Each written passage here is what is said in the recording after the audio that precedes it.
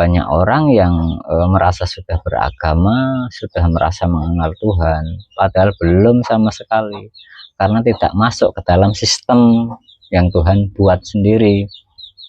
Tuhan saja loh, untuk berhubungan dengan manusia, Tuhan melalui wasilah. Lah masa manusia mau berhubungan dengan Tuhan tidak mau melalui wasilah? Lah kan aneh, tidak nyambung, akhirnya tidak satu jalur. Nah disitulah akhirnya setan iblis itu memanfaatkan hal itu. Akhirnya iblis itu mengaku-ngaku Tuhan, manusia nggak tahu. Makanya perbandingannya begini, namanya sama-sama istilahnya itu masih goib, bahasanya gitu. Tuhannya ya goib, iblisnya ya goib. Bagaimana atau parameter apa kita bisa membedakan mana yang iblis, mana yang Tuhan? Gitu. Kalau kita tidak tahu kunci, karena kuncinya ada di wasilah itu tadi. Assalamualaikum warahmatullahi wabarakatuh. Jumpa lagi dengan kami di channel Spiritual Sufi Kisah Alam. Beragama itu sebenarnya wajib melalui wasilah, dan itu harus syarat mutlak begitu. Karena wasilah itu sebagai jembatan atau tali penghubung antara Tuhan dengan manusia.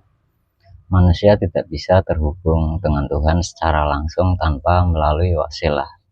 Ibarat matahari turun ke bumi itu melewati cahayanya. Begitupun dengan kita berhubungan dengan Tuhan, itu harus melalui cahaya Tuhan itu sendiri. Seperti termaktub dalam surat Al-Maidah ayat 35, wahai orang-orang yang beriman, bertakwalah kepada Allah dan carilah wasilah atau jalan untuk mendekatkan diri kepadanya, dan berjihadlah, berjuanglah di jalannya agar kamu beruntung.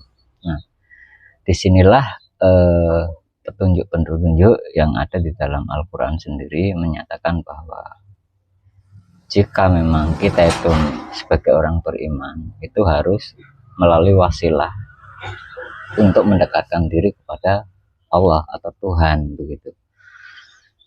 Hanya saja banyak orang yang mengartikan jalan mendekatkan diri kepada Tuhan itu bisa menggunakan sholat, puasa. Sebentar, nanti dulu.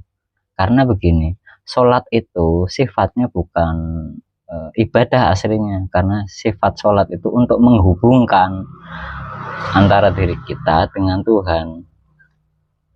Nah caranya melalui wasilah itu sendiri. Nah jikalau kita dengan Tuhan saja belum bisa terhubung, wong nyatanya ketika sholat itu yang diangan-angan, yang diingat-ingat itu masih sekitar duniawi gitu. Lah bagaimana mengingat Tuhan? Akhirnya yang dituju bukan Tuhan tapi duniawi itu gitu. Disinilah peran wasilah.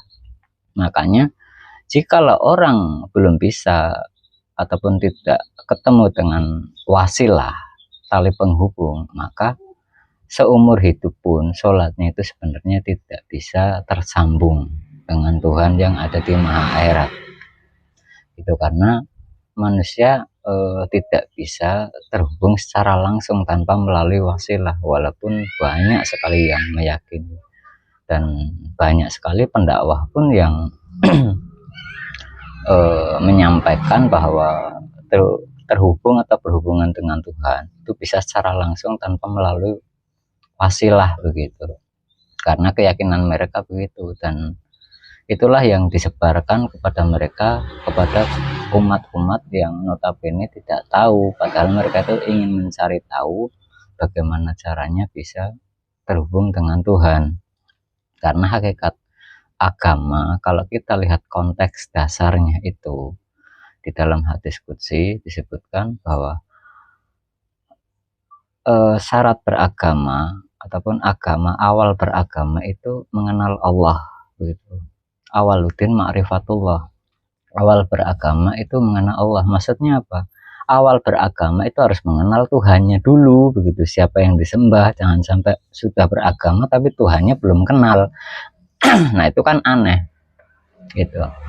Makanya sebenarnya dalam hal perihal agama itu kunci utama sebenarnya di awal ujung itu tadi.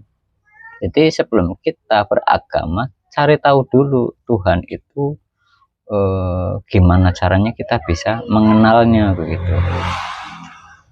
Makanya ada kalimat lain atau hadis lain yang menyatakan, jika belum bisa beserta Allah, maka besertalah dengan orang yang sudah beserta dengan Allah. Nah, poinnya kan itu, maka carilah orang itu yang sudah beserta dengan Allah. Lah itulah nanti yang sebagai wasilah begitu. Karena sebenarnya di balik orang itulah ada cahaya Tuhan. Itulah yang disebut wasilah itu tadi. Karena hakikat wasilah itu cahaya Tuhan sendiri begitu. Hanya saja untuk dikenali itu harus melalui sosok atau jasmani manusia agar kita sebagai manusia sendiri itu mengenal gitu, karena kita mengenal sesuatu itu menggunakan panca indera begitu. Jadi kalau kita memahami konteks wasilah yang sifatnya cahaya ilahi sendiri yang sangat halus sekali atau disebut nur Tuhan sendiri, nur yang pada hakikatnya berasal dari Tuhan sendiri yang sifatnya sangat halus, itu kita tidak mungkin mengenali hal itu kecuali cahaya Tuhan memasuki sebuah wadah jasmani seorang manusia, baru kita akan bisa berinteraksi dengan Tuhan melalui orang itu begitu. Tapi orang itu hanya sebagai channelnya gitu, ataupun ketika kita untuk terhubung kita harus melalui orang itu dulu. Tapi bukan berarti orang itu yang kita sembah, bukan tujuan kita yang kita sembah itu ada di maha akhirat begitu. Hanya saja portalnya ada di orang itu. Kalau zaman dahulu itu ada pada Nabi Muhammad. Nah, sebelum Nabi Muhammad, channel atau portalnya berada umpamanya seperti kaum Nasrani waktu zaman Nabi Isa, ya ada di Nabi Isa portalnya. Makanya kalau dalam umat Nasrani itu untuk mengenal Allah Bapa itu harus melalui Yesus ataupun Allah anak begitu, ataupun anak Allah kan begitu. Nah, begitu juga dengan ketika datangnya Nabi Muhammad, sama, karena kedatangan setiap Rasul itu untuk memperbaiki rusaknya tali ketersambungan antara manusia dengan Tuhan. Nah, berhubung Nabi Muhammad itu adalah Khotamul Anbiya atau nabi yang terakhir begitu. Jadi sudah tidak ada nabi lagi. Makanya pada saat sebelum peninggalan Rasulullah atau Nabi Muhammad sendiri itu beliau berpesan bahwa nantinya akan diwariskan oleh ulama begitu. Nah, ulama di sini itu bukan ulama sebagai ahli kitab, bukan. Ulama di sini yang diwarisi itu isi di dalam dada Nabi Muhammad sendiri itu telah diwariskan kepada orang-orang itu, dan pada setiap zaman itu pasti ada, dan itu wajib karena manusia tidak bisa berhubungan langsung atau berkata-kata langsung dengan Tuhan tanpa melalui perantara. Bahasanya perantara, tapi sebenarnya hakikatnya itu tali sambungan gitu. Karena di dalam surat Asy-Syura ayat 51 sendiri, saya bacakan terjemahannya, dan tidak mungkin bagi seorang manusia pun bahwa Allah akan berbicara kepadanya kecuali dengan perantara wahyu atau dari belakang tabir atau dengan mengutus utusan, lalu diwahyukan kepadanya dengan seisinya apa yang dia kehendaki. Sungguh dia maha tinggi, maha bijaksana. Nah, di Quran sendiri sudah dikatakan manusia dengan Tuhan itu tidak bisa terhubung secara langsung tanpa melalui baik wahyu atau di belakang tabir atau melalui utusan. Intinya itu tidak mungkin manusia bisa terhubung secara langsung dengan Tuhan tanpa wasilah, pada dasarnya begitu. Jadi makanya jikalau kita beragama belum menggunakan wasilah, maka sebenarnya agama kita belum sah aslinya. Makanya agama itu tidak bisa diturunkan secara garis keturunan jasmani. Itu hanya untuk predikatnya itu, sifatnya itu hanya untuk duniawi saja, tapi hakikat untuk secara akhirat ataupun rohani itu belum. Jadi agama itu walaupun secara garis keturunan itu bisa seolah-olah itu, umpamanya saya, orang tua saya Islam, secara otomatis agama saya Islam, itu hanya masih status dengan duniawi, tapi secara hubungan antara diri pribadi saya dengan Tuhan sebenarnya belum ada apa-apa begitu. Makanya saya secara pribadi pun sama harus mencari wasilah itu tadi, agar saya bisa terhubung dengan Tuhan gitu. Makanya di dalam hal ini ketika saya menyampaikan tentang wasilah, berarti saya telah melalui hal itu gitu. Karena dalam perjalanan hidup saya pun sebenarnya sudah puluhan tahun saya mencari itu. Dari barat kalau bahasa perjalanan hidup ngaji di antara guru satu dengan guru yang lain, itu hampir rata-rata tidak bisa menerangkan atau memberitahu bagaimana caranya berhubungan dengan Tuhan. Karena waktu kecil pun saya ketika saya bertanya apakah sholat saya diterima, rata-rata menjawab udah yang penting kamu lakukan saja, diterima dan tidak diterima itu urusan Tuhan. Nah itu yang jadi masalah itu.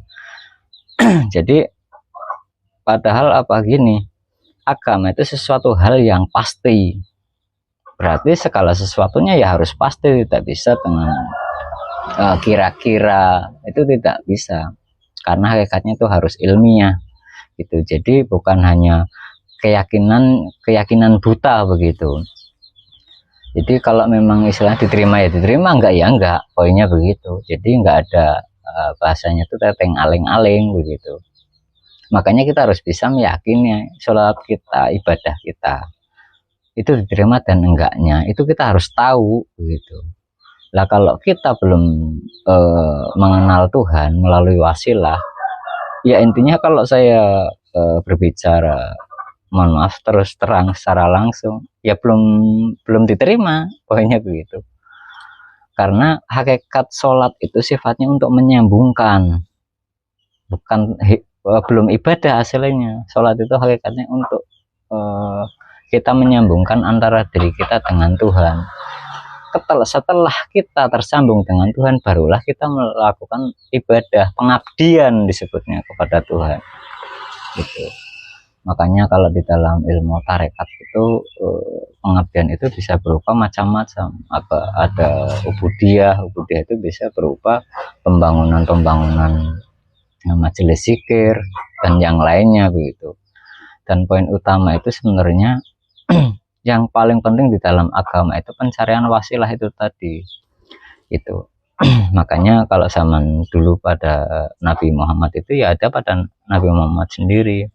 Lantas ketika sepeninggalan Nabi Muhammad itu dilanjutkan kepada Sayyidina Abu Bakar, terus nyampe pada zaman ini. Nah, untuk kita yang hidup pada zaman era sekarang ini, di akhir zaman, ya carilah gitu, carilah. Dan itu sebenarnya harus satu kesatuan, dan dalam setiap zaman itu sebenarnya hanya ada satu saja.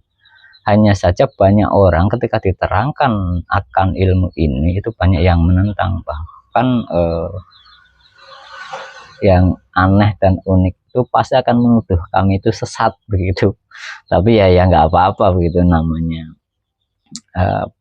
pandangan, disebutnya itu pandangan orang.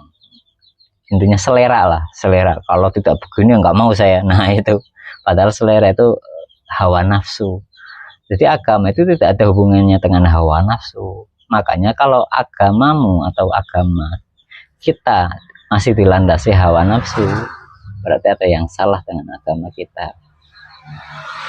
Makanya koreksilah diri kita itu, gitu.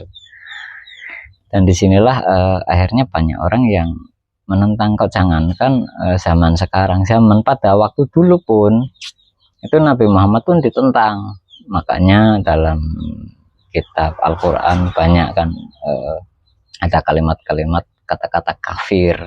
Kafir itu maksudnya bukan untuk mengolok-ngolok orang, kafir, kafir, bukan seperti zaman sekarang ini untuk letek-letekan, bukan seperti itu. Karena banyak orang yang suka melontarkan kata-kata kafir tapi tidak sadar dengan kafirnya dirinya sendiri, gitu. Karena hakikat kafir itu kalau kita maknai secara bahasa itu kan tertutup atau menutup diri atau tidak mau menerima sesuatu hal yang asalnya dari Tuhan. Nah, pada zaman dulu Nabi Muhammad itu orang-orang yang disebut kafir yang tertutup karena mereka masih meyakini agama nenek moyangnya, gitu, agama turunan begitu. Ketika didatangkan Nabi Muhammad untuk memperbaiki tali ketersambungan, dan Nabi Muhammad pada saat itulah sebagai wasilah, nah mereka menutup diri. Nah, itulah yang disebut kafir itu di situ. Makanya hakikat kafir itu bagi siapa saja yang menentang wasilah, ya secara bahasa disebut kafir karena menutup dirinya sendiri. Jadi di sini bukan sifat kalimat untuk memperolok-olok manusia, itu bukan. Gitu. Kalau kita bahasakan dengan bahasa kita Indonesia, orang-orang yang tertutup atau menutup dirinya sendiri, ini begitu. Jadi bukan bahasa yang sifatnya untuk mengolok-olok orang, itu bukan. Jadi hanya sebuah golongan orang yang tidak mau menerima wasilah atau menutup dirinya. Kalau dalam bahasa Arab disebut kafir, begitu. Dan konteks di sini pun tidak serta-merta hanya untuk orang yang umpamanya kalau zaman sekarang kan tentang kafir itu orang yang di luar Islam, bukan. Orang Islam sendiri pun ketika menolak apa itu wasilah, tali penghubung, yaitu bisa, mohon maaf, bisa tergolong kafir. Karena hakikat kafir itu sifatnya itu orang yang menutup dirinya dari apa? Ya dari petunjuk wasilah itu sendiri. Karena di dalam Al-Quran sendiri disebutkan bahwa manusia itu tidak bisa terhubung dengan Tuhan, tidak bisa berkata-kata dengan Tuhan. Tuhan intinya berkata-kata dengan manusia itu melalui dibalik tabir, melalui utusan. Diantaranya itu kan sudah jelas, tidak ada kalimat di situ menerangkan bisa terhubung secara langsung dengan Tuhan. Kenapa manusianya yang merasa beragama mengingkari akan hal itu? Nah, disitulah akhirnya timbul kerancuan,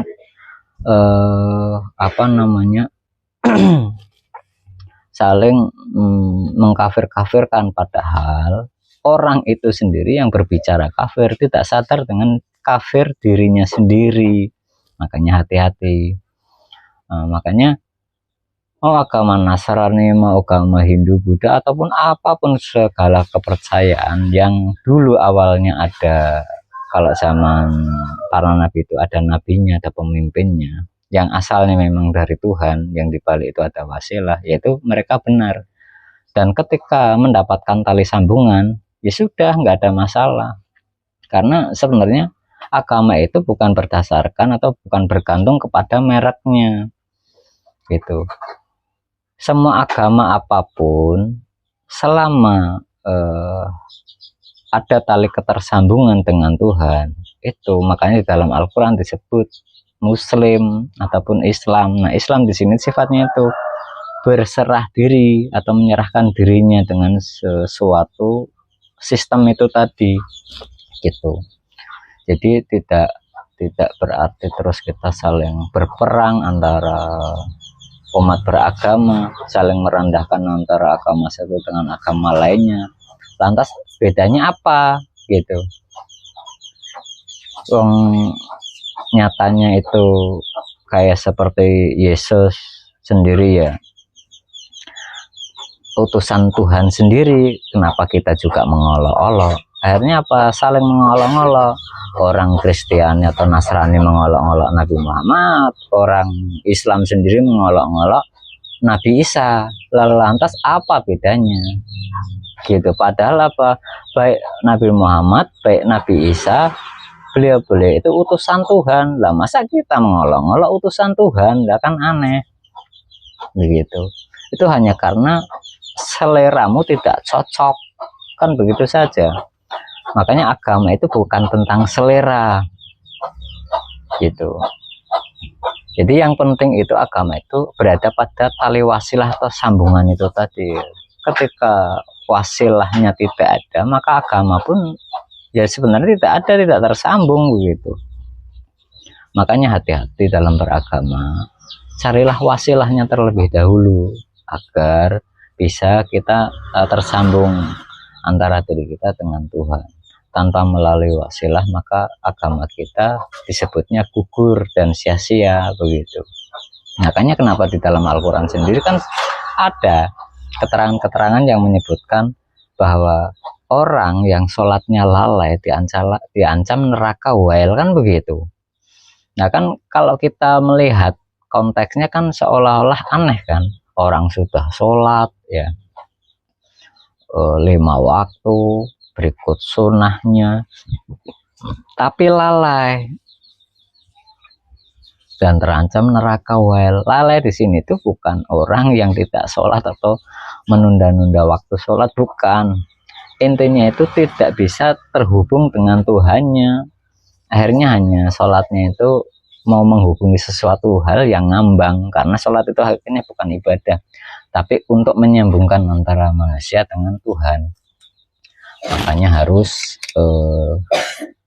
diwaspadai. Jadi jangan khawatir juga, wah berarti sholat saya kalau nggak diterima bagaimana? Ya cari wasilahnya pada zaman ini. Makanya sebenarnya kami pun menginformasikan tentang hal itu, hanya saja banyak orang yang apa ya istilahnya, mungkin menganggap kami pun sesat, tapi ya nggak apa-apa, memang itulah perjalanan hidup disebutnya. Bahkan kalau jangankan seperti kami dan saya secara pribadi, zaman Nabi Muhammad pun dianggap sesat pada saat itu begitu. Ketika agama-agama yang telah rusak tali ketersambungannya terus dihadirkan lagi oleh Tuhan sebagai utusan, dihadirkan Nabi Muhammad untuk memperbaiki kerusakan-kerusakan itu.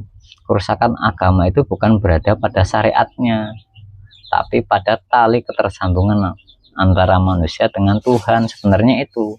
Dan zaman sekarang pun yang telah digambarkan oleh Nabi Muhammad sendiri bahwa agama di akhir zaman itu telah rusak. Itu sebenarnya rusaknya itu bukan pada syariatnya, rusaknya itu secara hakikat. Jadi ketersambungan antara manusia dengan Tuhannya itu tadi.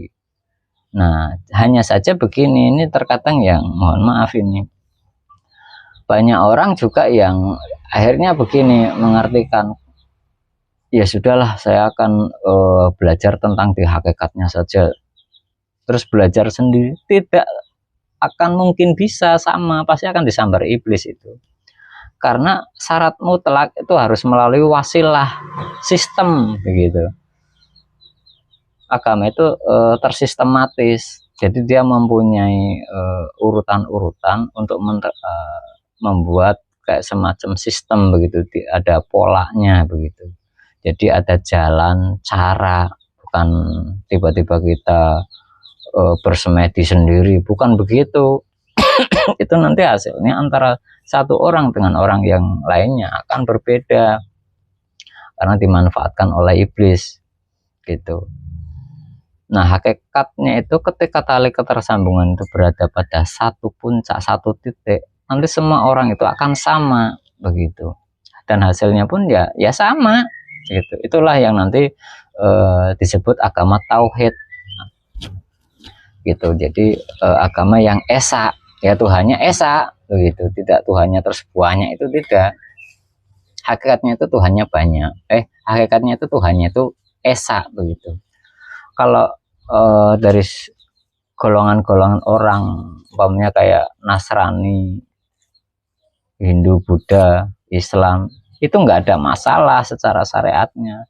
Yang terpenting itu tali sambungannya itu tadi, bukan berada pada apa namanya itu aturan syariatnya, itu bukan. Aturan syariat itu memang akan tetap ada, karena apa? Agama itu diturunkan tidak secara bersamaan antara Islam, Nasrani, Hindu, Buddha, dan kepercayaan lainnya itu tidak serta-merta turun secara bersamaan berak dalam satu waktu, ruang dan waktu, itu kan tidak.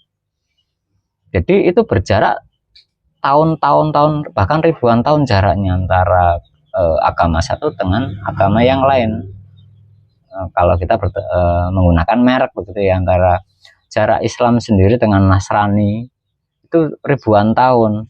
Apalagi Islam dengan agama-agama yang sebelumnya, Nasrani itu ribuan tahun, jauh lebih jauh begitu. Makanya syariat-syariat ataupun aturan agama pada saat itu ya itu tidak ada masalah. Yang terpenting itu ketersambungan antara manusia dengan Tuhan.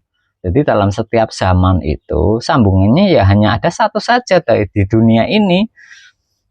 Jadi tidak hanya untuk satu golongan itu tidak, tapi untuk seluruh alam semesta. Gitu. Itulah nanti yang akan kita akan mendapatkan disebutnya itu agama itu rahmat untuk seluruh alam, rahmatalil alamin begitu. Jadi tidak hanya untuk satu golongan itu tidak gitu. Akhirnya apa? Agama itu akan membuat sebuah persatuan disebutnya, bukan perpecahan, itu bukan. Makanya hati-hati, jikalau agamamu sifatnya untuk memecah belah, berarti ada sesuatu yang salah. Karena hakikat agama itu bukan untuk memecah belah, tapi untuk menyatukan. Nah, makanya harus diintrospeksi, ataupun kita ya berpikirlah secara nalar logika gitu. Jadi tidak hanya taklid buta saja, tidak ditelan mentah-mentah gitu. Jadi harus dinalar logika begitu. Makanya belajarlah kritis. Jangan hanya dikasih bumbu-bumbu cerita terus kita terlena, sudah itu. Dan jangan pula terjebak dengan tutur kata yang santun, karena seorang penipu pun untuk menjebak seseorang itu menggunakan tutur kata yang santun. Karena hakikat agama itu sifatnya mutlak. Benar itu benarnya berasal dari Tuhan, bukan benar menurut seleranya manusia, itu bukan. Walaupun terdengar di telinga kita itu kasar, kalau itu benar dari Tuhan, ya benar. Kita tidak boleh tersinggung. Kalau tersinggung berarti ada setan di dalam diri kita. Gitu. Makanya itu yang harus diwaspadai di dalam diri kita sendiri itu. Di dalam hal beragama, untuk mencari sebuah petunjuk, itu kita jangan terjebak dengan bahasa-bahasa atau tutur kata yang santun. Hati-hati itu. Karena iblis pun menjebak Nabi Adam, akhirnya turun dari surga, keluar dari surga itu dengan tutur kata yang santun. Makanya hati-hati gitu. Banyak orang yang terjebak di situ karena orang-orang zaman sekarang itu mudah tersinggung. Padahal yang mudah tersinggung itu biasanya ya berarti ada sesuatu di dalam dirinya yang salah gitu. Baik, sementara itu dulu yang dapat kami sampaikan. Nanti kami lanjut di sesi berikutnya. Terima kasih. Salam Rahayu, salam Indonesia Bersatu. Wabillahi taufiq wal hidayah. Wassalamualaikum warahmatullahi wabarakatuh.